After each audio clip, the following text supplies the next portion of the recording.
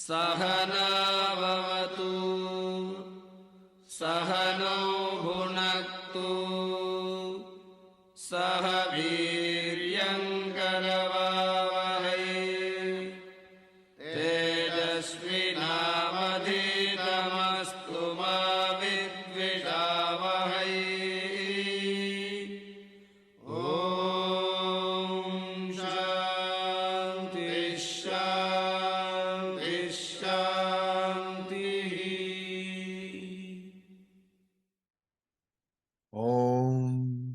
May we be protected and nourished. May we work together with great strength. May our study be fruitful and enlightening. Let there be no quarrels among us. Om, peace, peace, peace. Namaskar. Welcome to the Interfaith University's introductory online study program in Practical Vedanta. I'm Dr. Patrick Horn, an initiated disciple in the spiritual lineage founded by Swami Vivekananda. This 10-part course explores the global history, core concepts, key texts, essential practices, and influential personalities of this ancient sacred philosophy. In this session of personalities, you will learn about the life and legacy of Gadadhar Chattopadhay, known also as Sri Ramakrishna. Toward the middle of the 18th century, there lived in a village in Bengal a Brahmin family of which Manik Ram Chattopadhay was the head. He was a pious and kind-hearted man.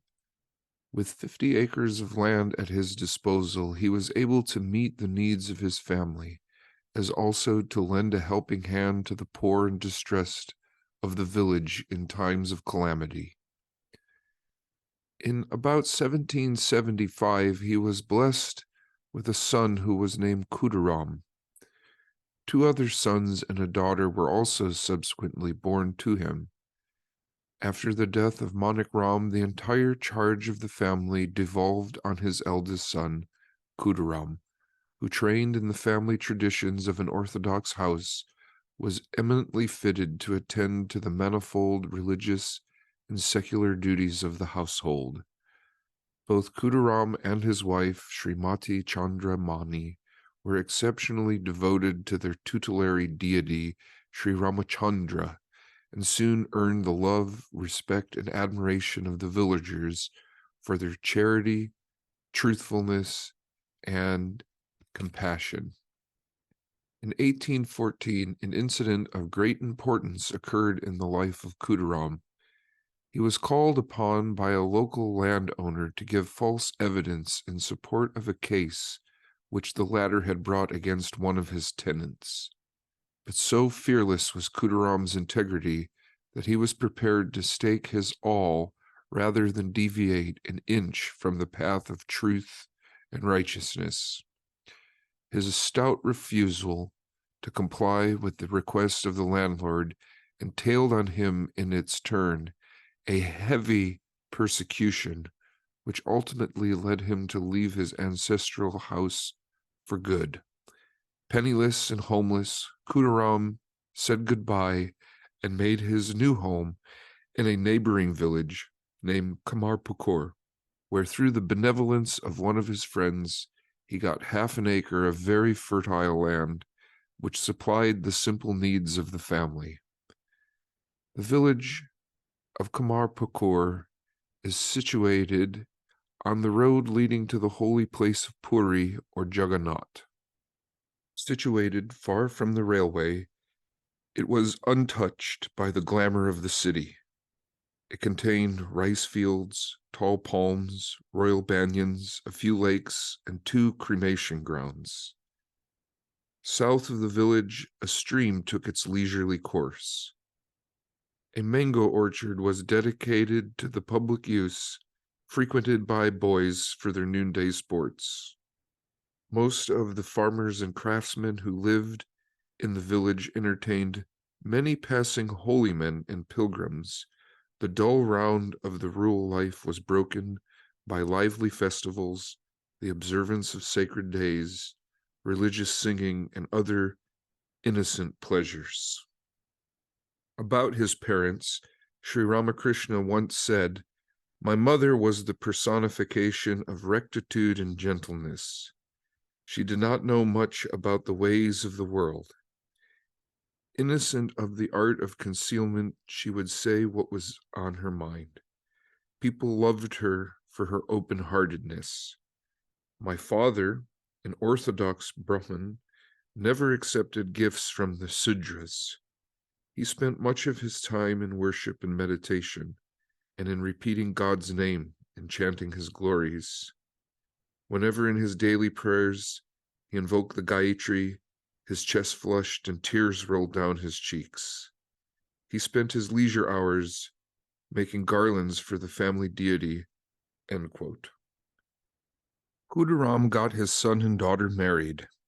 Ram Kumar, which was the name of the son, in the meanwhile had become quite proficient in Hindu lore and was able to relieve, to a certain extent, his father's family burden by earning something. So Khudiram had now more time at his disposal to devote himself to religious practices. In 1835, at the age of 60, he went to Gaya. At this holy place, Khudiram had a dream in which the Lord Vishnu promised to be born as his son. And Chandra Devi, too, in front of the Shiva temple at Kamarpukur, had a vision indicating the birth of a divine child. It was on February 18th, 1836, that the child to be known afterwards as Ramakrishna was born. Learned astrologers predicted a great future for the child, and Khudiram was overjoyed that the prospective greatness of his son confirmed his previous vision and the experience of Chandra. He named him Gadadhar, in memory of his wonderful dream at Gaya. The years rolled on, and Gadadhar was now 5 years old. He began to show wonderful intelligence and memory even at this early age. The precocious boy learnt by heart the names of his ancestors, the hymns to various gods and goddesses, and tales from the great national epics. At the village school, he was taught to read and write, but his greatest delight was to listen to recitations of stories from Hindu mythology. These he would afterwards recount from memory to the great joy of the villagers. Painting he enjoyed. The art of molding images of the gods and goddesses he learnt from the potters, but arithmetic was his great aversion. He directed all his attention to the study of the lives of spiritual heroes. Constant study of those subjects often made him forgetful of the world and threw him into deep meditation. As he grew older, he began to have trances whenever his religious feelings were roused. Soon it was found that not only religious subjects, but beautiful scenery or some touching incident was also sufficient to make him lose himself. In the year 1843, Khudiram died, and the entire burden of the family fell upon the shoulders of Ram Kumar, his eldest son. The death of Khudiram brought a great change in the mind of Gadadhar. He gave more attention to reading and hearing the religious stories recorded in the Puranas, and he became interested in the wandering monks and pious pilgrims who would stop at Kamarpukur on their way to Puri. These holy men, the custodians of India's spiritual heritage, entertained the little boy with stories from the Hindu epics, stories of saints and prophets, and also stories of their own adventures. He, on his part, fetched their water and fuel and served them in various ways. Meanwhile, he was observing their meditation and worship. Though very young, he began to frequent the neighboring mango grove or the cremation ground in the vicinity and pass long hours there absorbed in thought. One day, Chandra was startled to find her dear boy appear before her with his whole body smeared with ashes and with pieces of cloth put on like a wandering holy man. Association with these itinerant monks and listening to their readings from the scriptures inclined the naturally emotional mind of the boy more and more to meditation.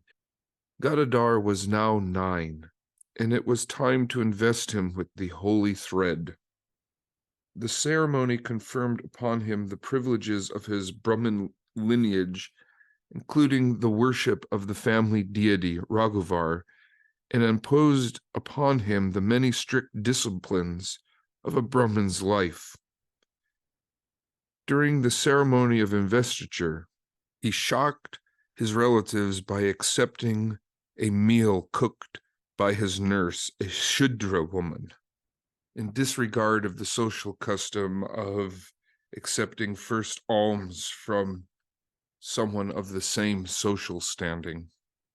It showed that true love and devotion were more precious to him than social restrictions.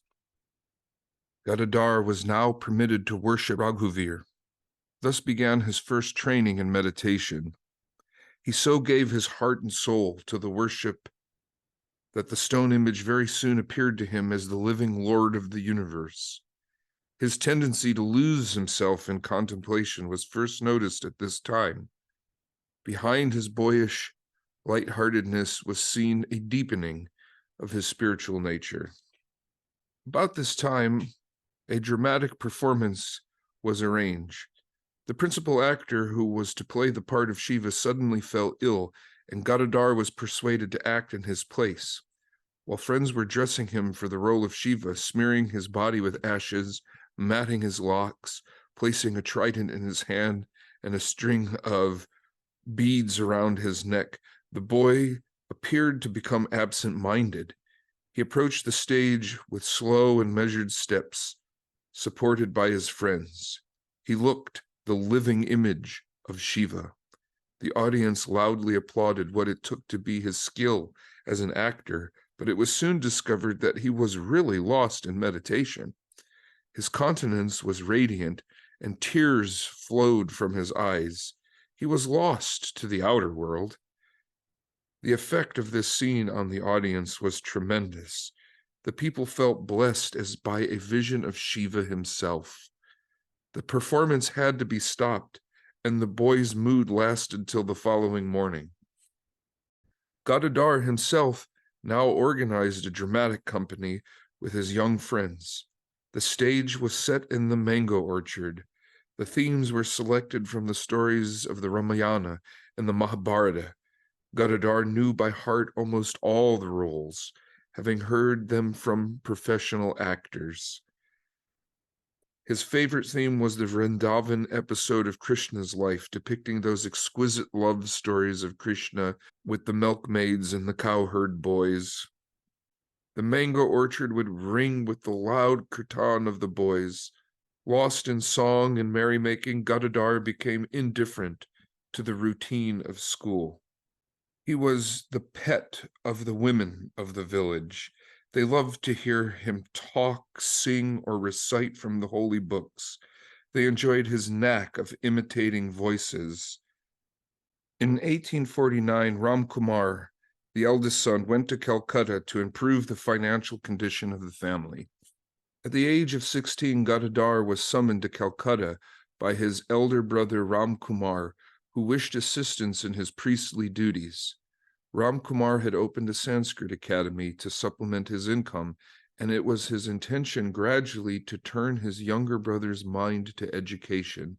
Gadadhar applied himself heart and soul to his new duty as family priest to a number of Calcutta families. His worship was very different from that of the professional priests.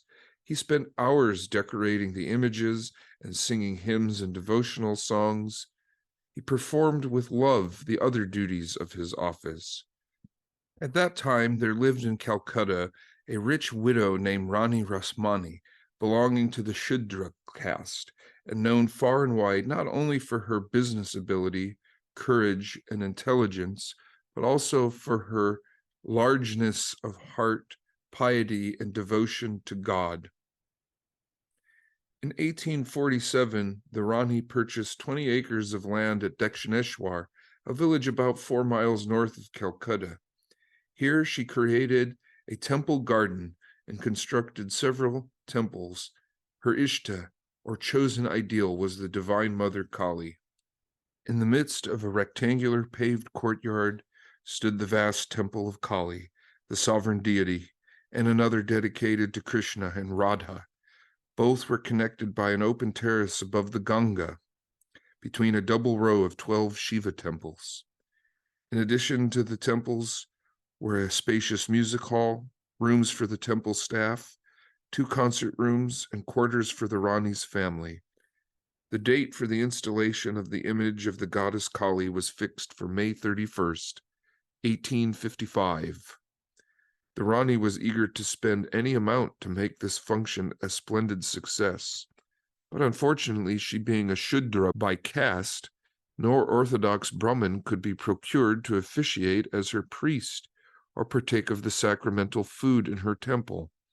For according to the Orthodox custom of the time, it was derogatory to a Brahmin to worship for a Shudra or to accept gifts from such. The Rani made frantic efforts to collect opinions, but none of the answers were acceptable except that which came from Ram Kumar, who informed her that if she made a gift of the Kali temple to a Brahmin, endowing it with adequate funds for maintenance, it would be quite in keeping with the injunctions of the scriptures, and no Brahmin would be considered degraded by acting as a priest or partaking of the food offered there. The solution came to the Rani as a godsend in the hours of her greatest mental agony and despair, and she eventually succeeded in getting Ram Kumar himself as the priest in the temple of the goddess Kali. The temple was consecrated with great pomp to the unbounded joy and relief of the pious-hearted Rani. After a few days, Gadadhar also began to live with his brother in the sacred temple garden of Dakshineshwar. Sri Ramakrishna did not at first approve of Ram Kumar's working for the Shudra Rasmani. The example of their Orthodox father was still fresh in Sri Ramakrishna's mind. He objected also to the eating of the cooked offerings of the temple, since according to Orthodox Hindu custom, such food can be offered to the deity only in the house of a Brahmin. But the holy atmosphere of the temple grounds, the solitude of the surrounding wood, the loving care of his brother, the respect shown him by Rani Rasmani, the living presence of the goddess Kali in the temple, and above all, the proximity of the sacred Ganges, which Sri Ramakrishna always held in the highest respect, gradually overcame his disapproval, and he began to feel at home. Soon the eyes of Mathuranath Bishwas, the son-in-law of Rani Rasmani, fell on young Gadadhar, whom he persuaded to take charge of decorating the image of Kali with flowers, leaves, and sandal paste in the morning, and costly jewelry and clothes in the evening. Thus entrusted with work quite suitable to his temperament, Gadadhar gave himself heart and soul to the task, and in leisure hours entertained the goddess with devotional songs, which kept everybody enthralled and spellbound. Ram Kumar wanted Sri Ramakrishna to learn the intricate rituals of the worship of Kali. As it is not considered advisable to undertake the worship of Shakti or Kali without being properly initiated, Sri Ramakrishna, at the advice of his elder brother, got the necessary initiation from a Brahmin in Calcutta named Kanaram Bhattacharya, who was noted for his devotion and experience. It is said that as soon as the sacred mantra was uttered in his ears, Sri Ramakrishna, overwhelmed with religious fervor, gave a shout and plunged into deep concentration. From this time forward, Rama Kumar asked his brother to take over the worship of the Divine Mother. The worship in the temple intensified Sri Ramakrishna's yearning for a living vision of the Mother of the universe. He began to spend, in meditation, the time not actually employed in the temple service. And for this purpose, he selected an extremely solitary place, a deep jungle thick with underbrush and prickly plants. Used at one time as a burial ground, it was shunned by people even during the daytime for fear of ghosts. There, Sri Ramakrishna began to spend the whole night in meditation, returning to his room only in the morning with eyes swollen as though from much weeping. Owing to this intensity of religious fervor, he could no longer conduct the worship regularly. He would sit before the image like a statue. While meditating in the course of worship, he would put a flower on his head and sit silent for a couple of hours, or while offering the food, he would gaze at the mother as if she were actually partaking of it. He was ridiculed at first for such strange acts. At last, when he was at the limit of physical endurance, the veil was lifted, and he was blessed with the vision of the Divine Mother. Sri Ramakrishna described his first experience to his disciples afterwards as follows. I was then suffering from excruciating pain because I had not been blessed with a vision of the Mother. I was overpowered by a great restlessness and a fear that it might not be my lot to realize her in this life. I could not bear the separation any longer. Life did not seem worth living. Suddenly my eyes fell on the sword that was kept in the Mother's temple. Determined to put an end to my life, I jumped up like a madman and seized it, when suddenly the Blessed Mother revealed herself to me. What exactly happened after that, or how that day or the next passed, I do not know, but I felt the presence of the Divine Mother." End quote. Since then, his constant prayer was to have a repetition of this divine vision. He would cry so bitterly that people gathered about him to watch. All these but confirmed the belief of the temple officials that Sri Ramakrishna must be mad. So they sent a detailed report about these things to Mathur at Calcutta. Soon after this, Mathur paid a surprise visit to the temple, and he was struck with wonder at what he saw. It did not take Mathur long to decide that Sri Ramakrishna's method of worship was the outcome of a genuine and profound love for the Divine Mother, the like of which is seldom encountered. Convinced that the object of building and maintaining the temple had been attained, he returned to his home and sent an order the next day to the temple superintendent that the young priest was to have complete freedom to worship in any way he chose, and that he was not to be interfered with. Rani Rasmani was greatly attracted to Sri Ramakrishna, for she felt that his strange behavior bespoke the fullness of devotion rather than any mental derangement. One day she came to Dakshineshwar and, after bathing in the Ganga, entered the temple to worship and meditate. She later requested Sri Ramakrishna to sing some songs to the Mother. Slowly the music arose from the heart of the devotee. Like a fountain of heavenly bliss, it bathed his whole being with ecstasy. After a time, the Rani began thinking of some important lawsuit. Noticing her inattentiveness, Sri Ramakrishna gave her a sharp rebuke. At this, the Rani's heart was filled with remorse that worldly thoughts could so influence her mind as to turn it away from the divine bliss which the young priest was lavishly showering on her. Rasmani retired to her room. When her attendants complained of Sri Ramakrishna's insolence toward her, she answered, "You do not understand. The Divine Mother herself punished me and thus illumined my heart." One day, the priest of the Radhakanta temple, while taking the image of Krishna to the retiring room, suddenly slipped, and one leg of the image was broken. This gave rise to a great commotion in the temple, and the priest was dismissed from service for his carelessness. Rani Rasmani's advisors unanimously came to the decision that the image should be thrown into the Ganga and a new one installed in its place, as it was contrary to the scriptures to worship the Lord in a broken image.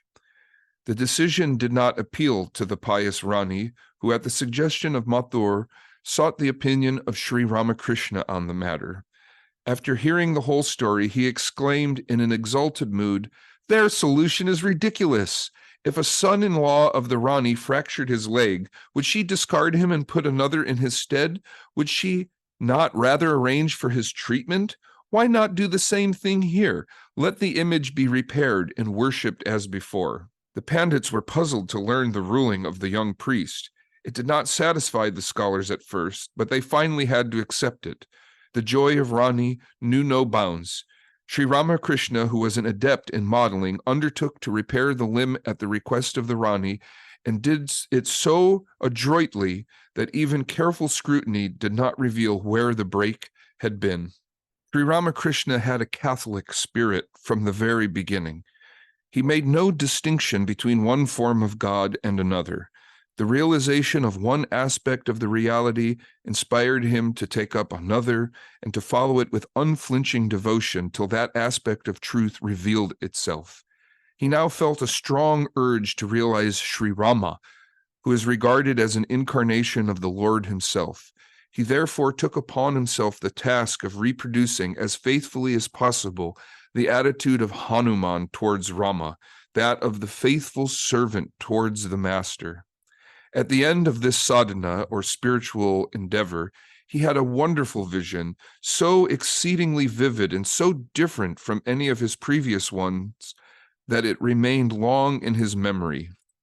There came to Dakshineshwar at this time a Brahmin woman who was to play an important role in Sri Ramakrishna's spiritual unfoldment. Born in East Bengal, she was an adept in the Tantric and Vaishnava methods of worship. She was slightly over 50 years of age and garbed in the orange robe of a nun. Her sole possessions were a few books and 2 pieces of wearing cloth. Sri Ramakrishna welcomed the visitor with great respect, described to her his experiences and visions, and told her of the people's belief that these were symptoms of madness. She listened to him attentively and said, "My son, everyone in this world is mad. Some are mad for money, some for creature comforts, some for name and fame, and you are mad for God."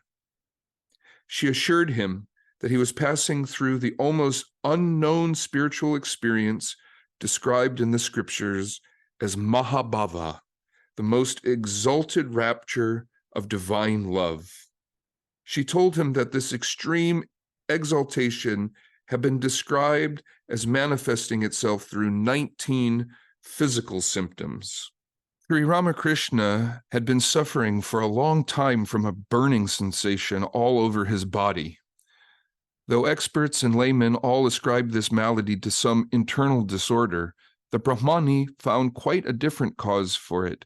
She diagnosed it as the effect of his strong yearning for God. On scriptural authority, she prescribed a curious remedy.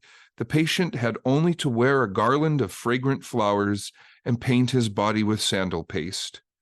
Great was the astonishment when under this treatment, Sri Ramakrishna completely recovered in 3 days. The Brahmani was now prepared to meet any scholar to prove her contention that Sri Ramakrishna was an incarnation of God. Mathur, partly to satisfy his own curiosity and settle his own doubts, and partly to humor Sri Ramakrishna, called a meeting of the distinguished scholars of the time.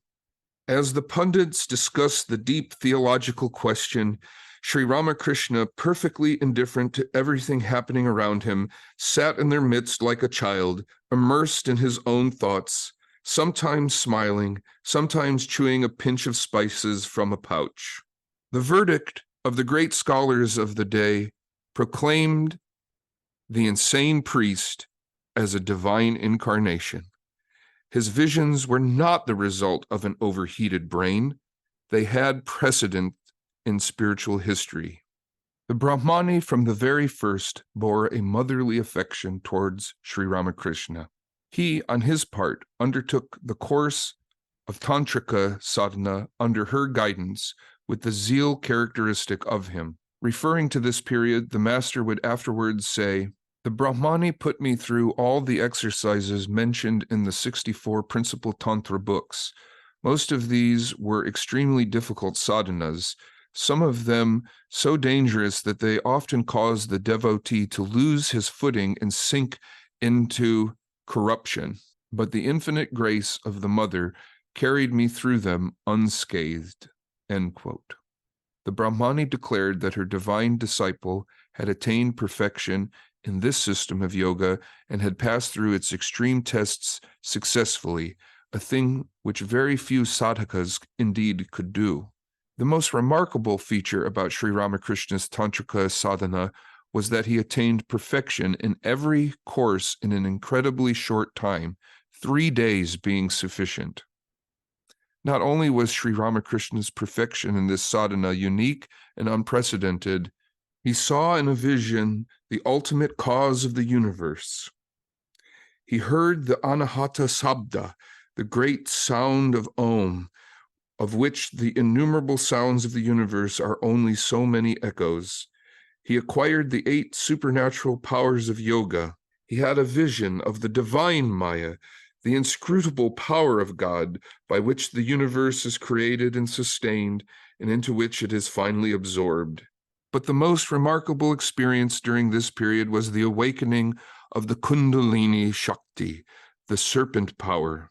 Later on, he described to his disciples and devotees the various movements of the Kundalini. The awakening of the Kundalini is the beginning of spiritual consciousness and ends in samadhi. After completing the tantric sadhana, Sri Ramakrishna followed the Brahmani in the disciplines of Vaishnavism. The Vaishnavas are worshippers of Vishnu, the all-pervading, the supreme God, who is also known as Hari or Narayana. Of Vishnu's various incarnations, the two with the largest numbers of followers are Rama and Krishna. Vaishnavism is exclusively a religion of bhakti. Bhakti is intense love of God, attachment to God. To develop the devotee's love for God, Vaishnavism humanizes God. God is to be regarded as the devotee's parent, master, friend, child, husband, or sweetheart. Each succeeding relationship representing an intensification of love. The Brahmani was the enthusiastic teacher and astonished beholder of Sri Ramakrishna in his spiritual progress.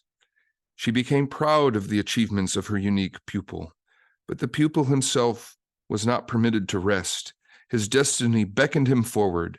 His divine mother would allow him no respite till he had left behind the entire realm of duality and its visions, experiences, and ecstatic dreams. But for the new ascent, the old tender guides would not suffice. Totapuri was the bearer of a philosophy new to Sri Ramakrishna, the non-dualistic Vedanta philosophy, whose conclusions Totapuri had experienced in his own life. He was a Punjabi by birth and had renounced the world while quite young.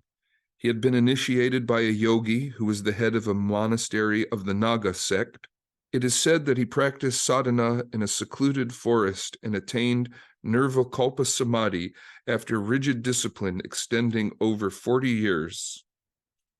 After the passing away of his guru, Totapuri took his place as the head of the monastery. A liberated soul, indifferent to the joys and sorrows of the world, he intended to spend the remaining years of his life in making pilgrimages to holy places. He roamed at will over the country. Greatly impressed by Sri Ramakrishna, Totapuri asked, "Would you like to learn Vedanta?" Sri Ramakrishna said, "I do not know. It all depends on my mother. I can agree to your proposal only if she approves of it," was the quiet answer. "All right," said the monk, "go and ask your mother. I shall not be here long." Sri Ramakrishna went into the Kali temple and spoke to the mother, and in a state of trance, heard her command, "Yes, my boy, go and learn from him. It is for this purpose that he has come here." Sri Ramakrishna returned and said to Totapuri that he had his mother's permission. Sri Ramakrishna had to be initiated into the sacred order of sannyasa before he could commence studying the truths of Vedanta. He said that he had no objection provided he could do so in private, for it would be too much for his aged mother, who was living at that time in the sacred precincts of the Dakshineshwar temple, to see her son shave his head and take the monk's vow. To this Totapuri agreed. When the auspicious day arrived, Totapuri asked his disciple to perform the preliminary ceremonies. He went through all these exactly as he was told. The night was almost spent. The teacher and the disciple entered the meditation room. The guru chanted the holy mantras, which the disciple repeated. Prostrating himself before his guru, Sri Ramakrishna took his seat to receive instructions in Advaita monistic Vedanta. Sri Ramakrishna said, after the initiation, Totapuri asked me to withdraw the mind completely from all objects and dive into the Atman, the self. I had no difficulty in withdrawing the mind from all other objects except one, the all too familiar form of the blissful mother, radiant and of the essence of pure consciousness, which appeared before me as a living reality, preventing me from passing beyond the realm of name and form. In despair, I said, "It is hopeless. I cannot raise my mind to the unconditioned state and come face to face with the Atman." Totapuri grew excited and sharply said, "What? You can't do it? But you have to." He cast his eyes around, and finding a piece of glass, he took it up and pressing the point between Sri Ramakrishna's eyebrows said, "Concentrate the mind on this point." Then, with a stern determination, I again sat to meditate, and as soon as the gracious form of the Divine Mother appeared before me, I used my discrimination as a sword and severed it in two. There remained no more obstruction to my mind, which at once soared beyond the relative plane, and I entered Samadhi.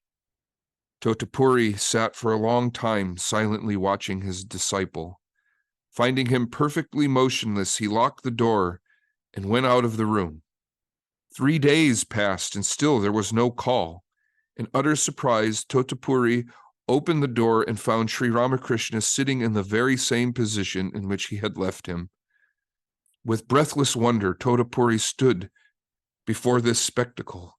"Is it really true?" he said to himself. "Is it possible that this man has attained in the course of a single day that which it took me 40 years of strenuous practice to achieve?"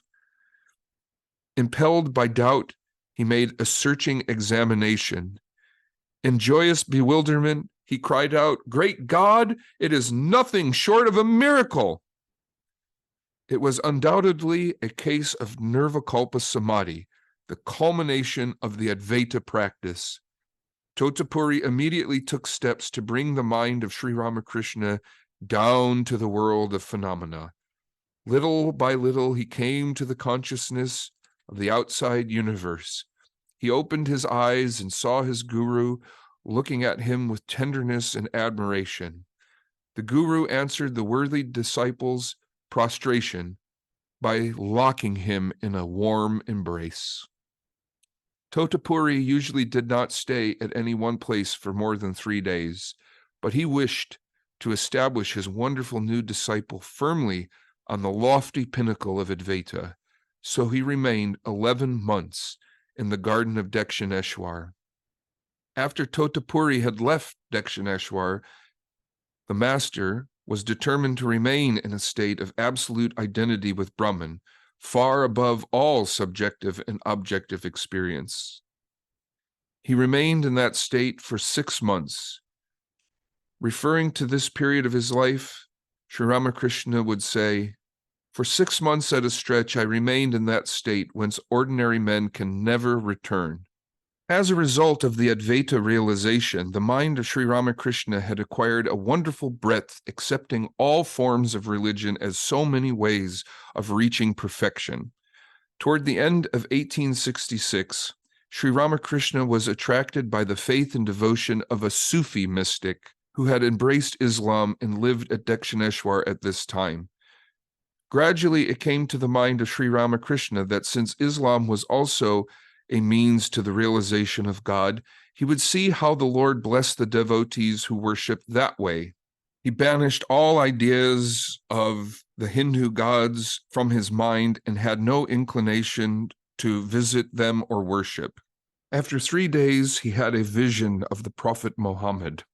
Some time later, in 1874, Sri Ramakrishna was seized with an irresistible desire to learn the truth of the Christian religion. He came into intimate contact with Shambhunath Malik of Calcutta, who had a garden close to Dakshineshwar. Though not a Christian, he would read the Bible to Sri Ramakrishna, who thus came to know about Christ and Christianity. He felt a strong desire to realize the Divine Mother by this new method. One day, Sri Ramakrishna was sitting in the parlor of a neighboring house. On the walls were many beautiful portraits, one of them being of Christ. Sri Ramakrishna was looking attentively at the picture of the Madonna with the Divine Child and reflecting on the wonderful life of Christ, when he felt as though the picture had become animated and that rays of light were emanating from the figures of Mary and Christ and entering into him, altogether changing his mental outlook. A deep regard for Christ and the Christian church filled his heart and opened to his eyes the vision of Christian devotees burning incense and candles before the figure of Jesus in the churches and offering unto him the eager outpourings of their hearts. Sri Ramakrishna accepted the divinity of Buddha and used to point out the similarity of his teachings to those of the Upanishads. He also showed great respect to the founders of the Jain religion and the 10 Sikh gurus. He would burn incense in his room at Dakshineshwar in the morning and the evening in front of a small statue of Mahavira and a portrait of Christ. In 1872, Sarada Devi paid her first visit to her husband at Dakshineshwar. She had heard many rumors about her husband's insanity. People had shown her pity in her misfortune. The more she thought, the more she felt that her duty was to be with him, giving him, in whatever measure she could, a wife's devoted service. She was now 18 years old. Accompanied by her father, she arrived at Dakshineshwar, having come on foot the distance of 80 miles. The master took up the duty of instructing his young wife, and this included everything from housekeeping to the knowledge of Brahman. He instructed her in the mysteries of spiritual life, prayer, meditation, japa, deep contemplation, and samadhi. Sri Ramakrishna and his wife lived together at Dakshineshwar, but their minds always soared above the worldly plane. A few months after Sarada Devi's arrival, Sri Ramakrishna arranged, on an auspicious day, a special worship of Kali, the Divine Mother. Instead of an image of the deity, he placed on the seat the living image, Sarada Devi herself. This is known in Tantra as the Sorashi Puja, the adoration of woman. Sri Ramakrishna would find delight in meeting the leaders of thought and other prominent men of his time, and in studying the spiritual condition of their life. In 1875, he saw Keshab Chandra Sen, who was the greatest figure of the Brahmo movement of the time. Hearing of his piety, Sri Ramakrishna wished to meet him. He had seen him meditating long ago at the Adi Brahmo Samaj and had remarked that of all of the boys there, he was the only one whose meditation was successful. One afternoon, Sri Ramakrishna went to see Keshab, dressed in a red-bordered dhoti, one end of which was carelessly thrown over his left shoulder. Keshab and the other Brahmos at first found nothing remarkable about him. Sri Ramakrishna finally said, "I hear that you have seen God, so I've come to hear about it." A magnificent conversation followed. The master sang a thrilling song about Kali and forthwith went into samadhi. Keshab and his followers were amazed. The contrast between Sri Ramakrishna and the Brahmo devotees was very interesting. Around him now were the sophisticated men of Bengal, the best products of Western education, with Keshab, the idol of young Bengal, as their leader. Keshab's sincerity was enough for Sri Ramakrishna. Henceforth, the two saw each other frequently, either at Dakshineshwar or at the temple of the Brahmo Samaj.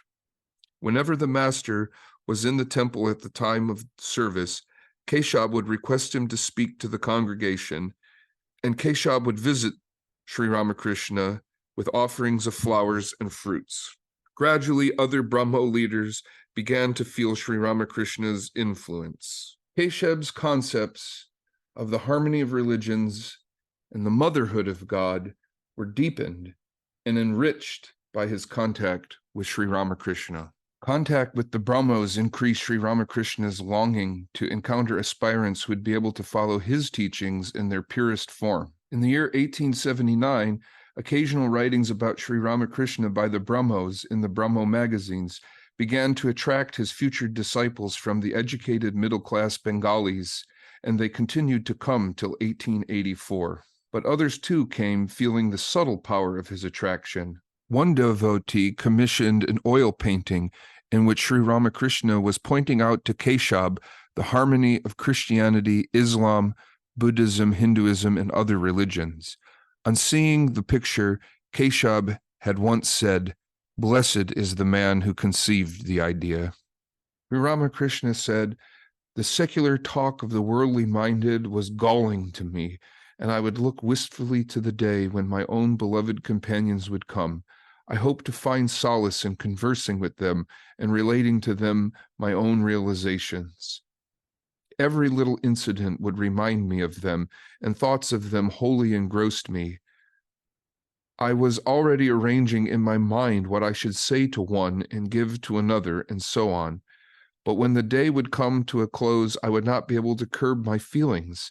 The thoughts that another day had gone by and they had not come oppressed me. When during the evening service the temples rang out with the sound of bells and conch shells, I would climb to the roof and, writhing in anguish of heart, cry at the top of my voice, 'Come, my children, oh, where are you? I cannot bear to live without you.' A mother never longed so intensely for the sight of her child, nor a friend for his companion, nor a lover for his sweetheart, as I longed for them. Oh, it was indescribable." Shortly after this period of yearning, the devotees began to come. The first two persons who responded to the call of Sri Ramakrishna were Ramachandra Dutta and Manomohan Maitre, who were cousins and lived in Calcutta. By this time, other devotees were visiting Sri Ramakrishna, and every Sunday his small room was crowded.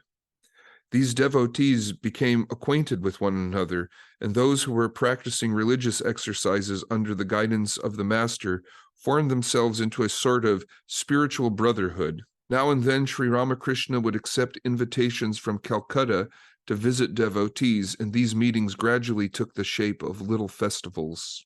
It was in March 1882 that Mahendranath Gupta, better known as Master Mahashay or M., the writer of the Katamrita in Bengali, since translated as the Gospel of Sri Ramakrishna, first met the master at Dakshineshwar.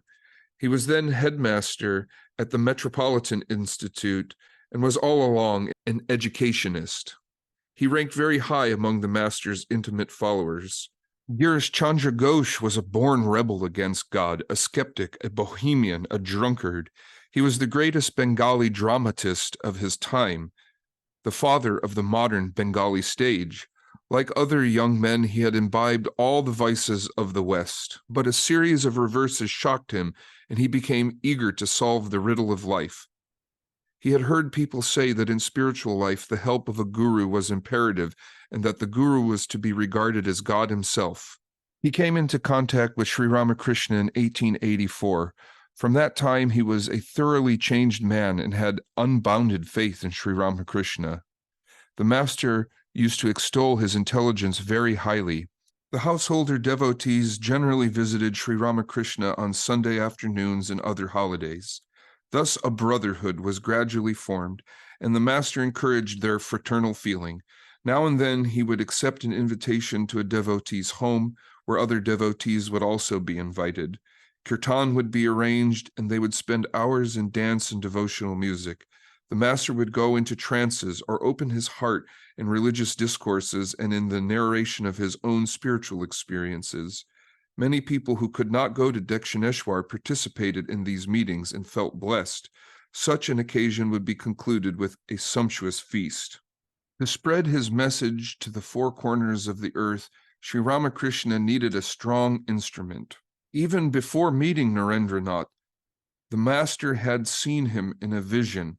Later known as Swami Vivekananda, Narendra came to Sri Ramakrishna at Dakshineshwar in a state of mental conflict and torture.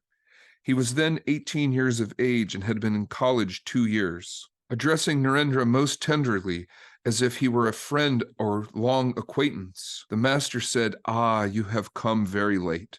Why have you been so unkind as to make me wait all these days? My ears are tired of hearing the futile words of worldly men. Oh, how I have longed to pour my spirit into the heart of someone fitted to receive my message." He talked thus, sobbing all the time. Then, standing before Narendra with folded hands, he addressed him as Narayana, born on earth to remove the misery of humanity. Grasping Narendra's hand, he asked him to come again very soon. One by one, a batch of disciples, consisting mostly of ardent young men, left their hearth and home and embraced monastic life. These were some of the most earnest disciples who dedicated themselves to the service of the Master and molded their lives according to the lofty ideal which Sri Ramakrishna set before them. Having thus gathered together his chosen few, Sri Ramakrishna made them his closest companions, and with the tender affection of a mother, guided them step by step to the supreme realization of God. In April 1885, the Master's throat became inflamed. Prolonged conversation or absorption in samadhi would aggravate the pain. The illness took a turn for the worse and was diagnosed as clergyman's sore throat. The patient was cautioned against conversation and ecstasies. Though he followed the physician's directions regarding medicine and diet, he could neither control his trances nor withhold from seekers the solace of his advice. The disease proved more and more obstinate. Dr. Mahendra Lal Sarkar was entrusted with the treatment of Sri Ramakrishna. When Dr. Sarkar learned that the devotees who had brought the Master to Calcutta for treatment were defraying all expenses, he offered his services free as a labor of love. In the beginning of September 1885, Sri Ramakrishna was moved to Shyampukur. Here, Narendra organized the young disciples to attend the Master day and night. At first, they concealed the Master's illness from their guardians, but when it became more serious, they remained with him almost constantly, sweeping aside the objections of their relatives and devoting themselves wholeheartedly to the nursing of their beloved Guru. These young men, under the watchful eyes of the Master and the leadership of Narendra, became the Antaranga Bhaktas, the devotees of Sri Ramakrishna's inner circle. Narendra received instructions regarding the propagation of his message after his death. At Shyampukur, the devotees led an intense life. Their attendance on the Master was in itself a form of spiritual discipline. His mind was constantly soaring to an exalted plane of consciousness. Now and then they would catch the contagion of his spiritual fervor. When Sri Ramakrishna's illness showed signs of aggravation, the devotees, following the advice of Dr. Sarkar, rented a spacious garden house at Kasipur in the northern suburbs of Calcutta. The Master was removed to this place on December 11th, 1885. It was at Kasipur that the curtain fell on the varied activities of the Master's life on the physical plane. He lingered in the body 8 months more. In spite of the physician's efforts and the prayers and nursing of the devotees, the illness rapidly progressed. The pain sometimes appeared to be unbearable. The Master lived only on liquid food, and his frail body was becoming a mere skeleton. Yet his face always radiated joy, and he continued to welcome the visitors pouring in to receive his blessing. Sri Ramakrishna, knowing his end to be very near, was busy preparing his chief disciple Narendranath for the great task which was later to be his. One day the Master expressly commissioned him to look after the young devotees, saying, "I leave them in your care. See that they practice spiritual exercises and do not return home." He was thus silently training them for monastic life. One day, the Master distributed ochre clothes and rosaries among the sannyasins. Pointing to his young disciples, Sri Ramakrishna said, "You won't find better monks than these anywhere." Thus, it was that the disciples were initiated into the monastic order by the Master himself, and the foundation of the future Ramakrishna order was laid. It was the 1st of January, 1886. Sri Ramakrishna felt much better and wished to take a walk in the garden. It was about 3 in the afternoon. As it was a holiday, about 30 lay disciples were present, some in the hall and others under the trees. When Sri Ramakrishna came down, those in the hall saluted him and followed him at a distance as he walked slowly towards the gate. Sri Ramakrishna suddenly said to Girish, "Well, Girish, what have you found in me that you proclaim me before all as an incarnation?" Girish, not at all taken aback by the question, knelt before him with folded hands and said in a voice shaken with emotion, "What can an insignificant person like myself say about the One whose glory even sages like Vyasa and Valmiki could not adequately measure?" The master was profoundly moved. He said, "What more shall I say? I bless you all. Be illumined." He fell into a spiritual mood. Hearing these words, the devotees, one and all, became overwhelmed with emotion. They rushed to him and fell at his feet. He touched them all, and each received an appropriate benediction. Each of them, at the touch of the Master, experienced ineffable bliss. Some laughed, some wept, some sat down to meditate, some began to pray. Some saw light, some had visions of their chosen ideals, and some felt within their bodies the rush of spiritual power. On Sunday, August 15th, 1886, the Master's pulse became irregular. The devotees stood by the bedside. Toward dusk, Sri Ramakrishna had difficulty in breathing. A short time afterwards, he complained of hunger. A little liquid food was put into his mouth. Some of it he swallowed, and the rest ran over his chin. 2 attendants began to fan him. All at once, he went into samadhi of a rather unusual type. The body became stiff. But after midnight, the Master revived. He was now very hungry and helped himself to a bowl of porridge. He said he was strong again. He sat up against 5 or 6 pillows. Narendra took his feet on his lap and began to rub them.